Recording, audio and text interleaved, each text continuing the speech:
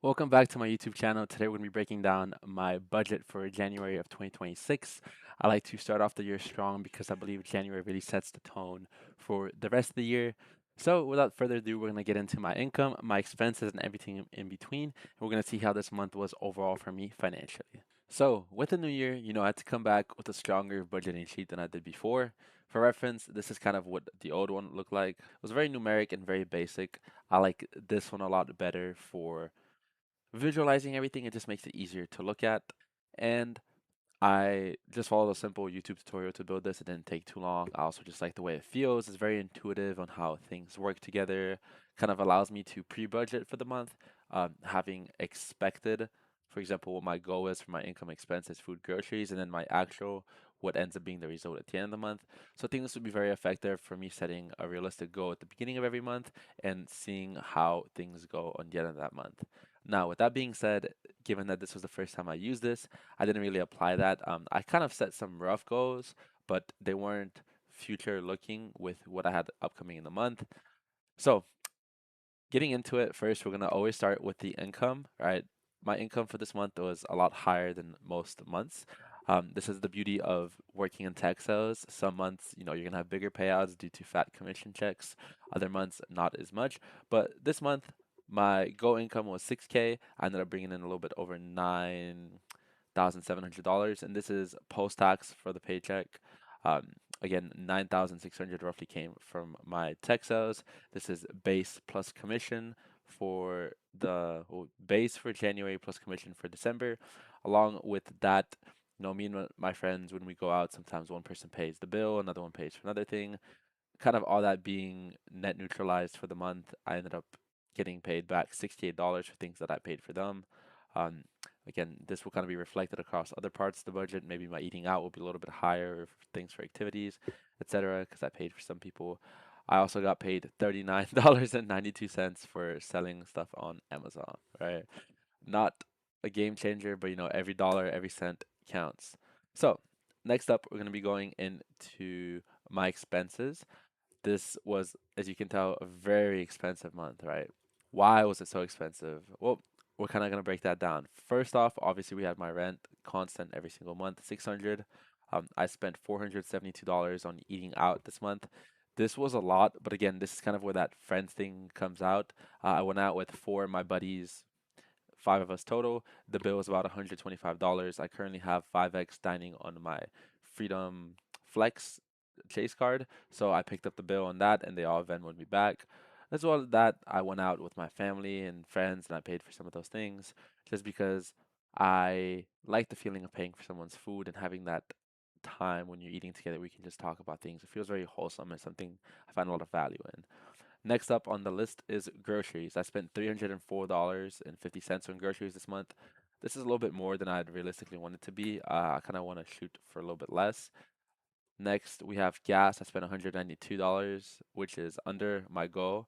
Now, I'm going to be monitoring all these goals and adjusting them every single month based on what I think is fair.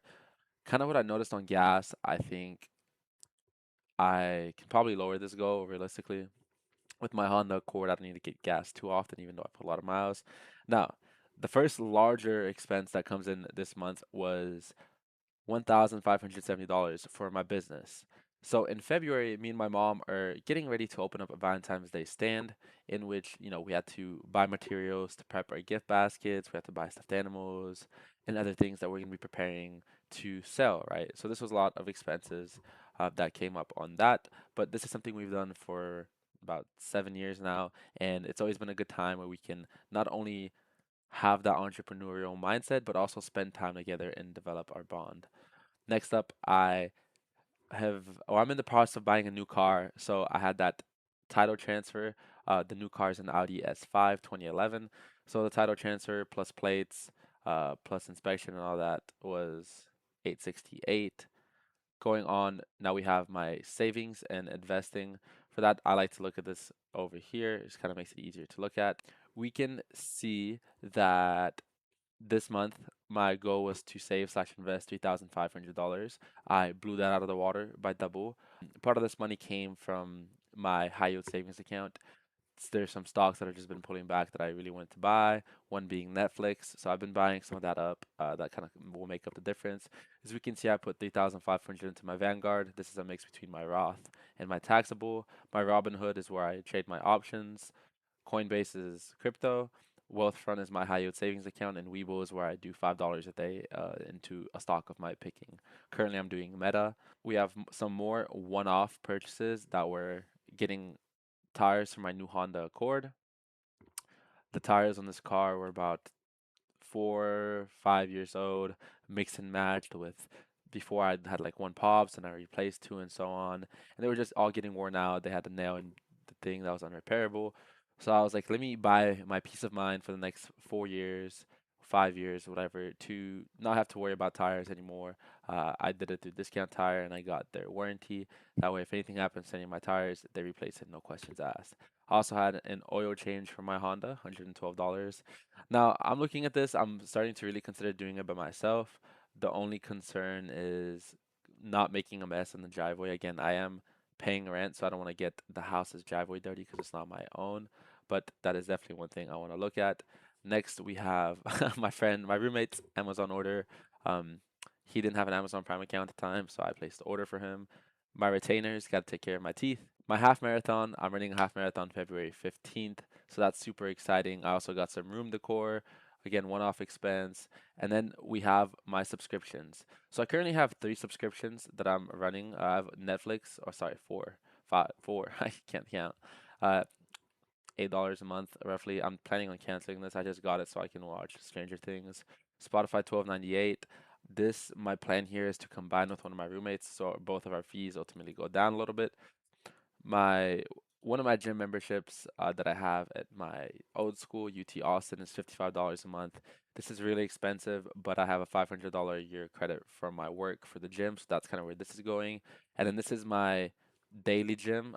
It's a rec center. I paid $135 for the whole year, so that's done. It comes out to about 11 bucks a month roughly, so I cannot complain on that. As we can see, I think my biggest expenses were definitely one-off expenses that came in January. I knew it was time for the tires and the title, so I could have predicted this and done a little bit better with the Go. Again, this is something that I'm gonna do going forward. But overall, I think I did pretty good, excluding the one-off things. My activities, I was below. I didn't do too much. I haven't been drinking in 2026 at all. The only drink that I've bought was for my friend that we played a game, and then I did some shopping for clothes. I had a gift card where that I used, and I had some left over that I had to pay for. Again, no big deal on that, so I'm not really stressing too much over here. Good month. I'm not overspending on anything other than these. But again, the tires will really come with peace of mind, which also has its own value. Now we can get an overall breakdown here in the top left on the summary. We can see that my income in total is about 9,700. I spent about $12,300. Again, I mentioned that I filled the gap of this with my high yield savings account. That's so I could be extra aggressive in investing this month. A lot of companies that I want to be buying up. I think this is a good time to invest in the market. There's a lot of opportunities, whether you're looking at Meta, Microsoft, and so on. My food and groceries is way higher than I wanted it to be. I think I'm gonna refine this goal closer to 500, so we can do 250 for groceries, 250 for eating out. I definitely want to eat cleaner, so that means eating out less and ultimately reducing like sugary treats that I get while I'm out and about. Gas, I think I'm fine on. Business, I have the goal of 200 a month. This is one of the months where it's gonna be my highest spend. The rest will kind of neutralize throughout the year. I think 200 a month is pretty accurate about what I've been doing recently. Although I hope this increases over time as more and more business ventures develop for me and opportunities arise. Activities, I think I want to keep this around the same. Since I don't spend a lot of money on rent, I think food and activities are the two things, the experiences that I really enjoy living through, since I don't really spend much money on too many other things. Saving and investing, you know, I think the goal is right where it needs to be. Again, my goal is to invest $30,000 this year, which means I need to be at about 2,500 every single month, plus my $1,000 a month of savings. It's right on par with that, so I can hit that goal. One-off expenses was through the roof, and subscriptions, the goal should definitely not be this high. I think the goal should be about 50 realistically per month. Well, technically 70, but yeah.